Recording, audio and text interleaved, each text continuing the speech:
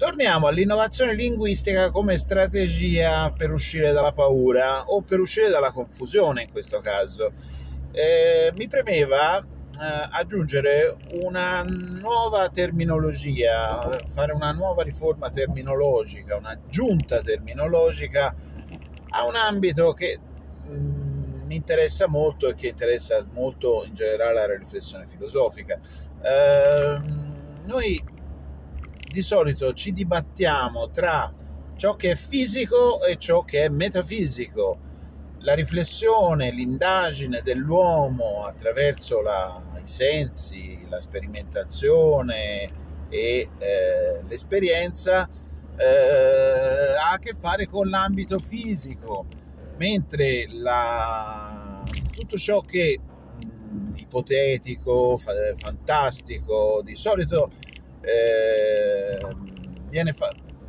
tutto quello che ha a che fare con la spiritualità viene fatto ricadere nel metafisico, ossia qualcosa di oltre la fisica o dopo la fisica.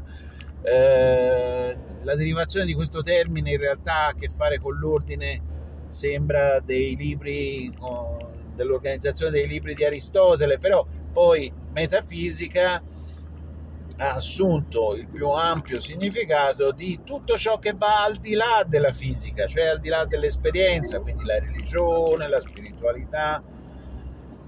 E io mi sono posto un problema: la fantasia, Tolkien, il fantasy, la fantascienza e tutto quello che della metafisica in realtà non è altro che fantasia,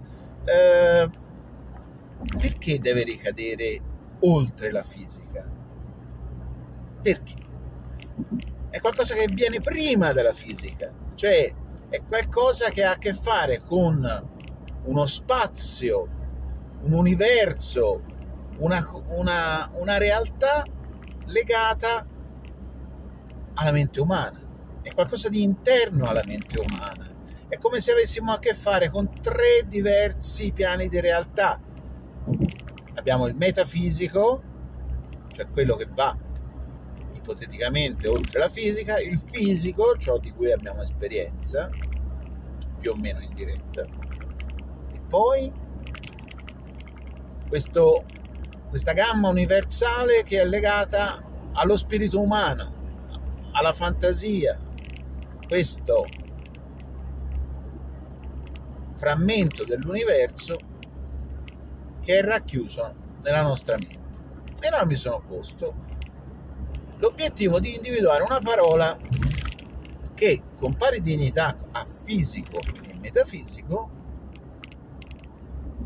opponesse questa dimensione interiore, perché è vero che qualcuno potrebbe dire ma è l'ambito della psicologico, ma non è così, perché abbiamo bisogno di una terminologia che porti a questo ambito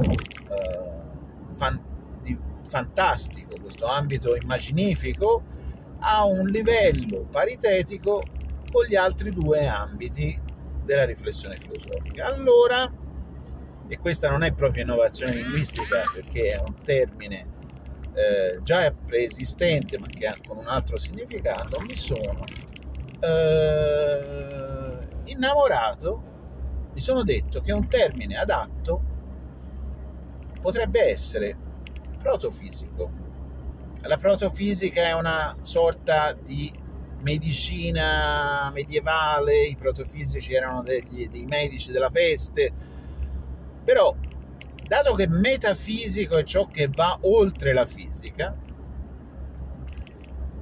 fisico è ciò che ricade sotto l'impero dei sensi, protofisico può essere tutto ciò che viene al di qua della fisica, prima della fisica, e che quindi riguarda lo spazio dell'immaginazione umana.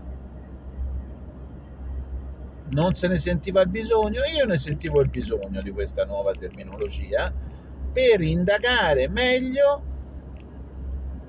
la scissione che c'è tra protofisico e metafisico soprattutto, cioè ciò che viene prima della fisica e ciò che viene dopo della fisica, come si relazionano, qual è dei due in realtà quello che ci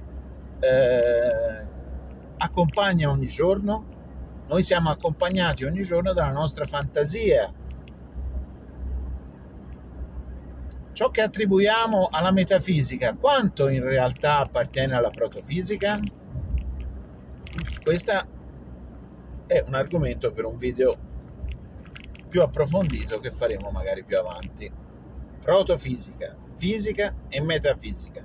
L'innovazione linguistica è pur sempre un buono strumento per dare alla nostra mente qualcosa di nuovo da masticare. Un saluto.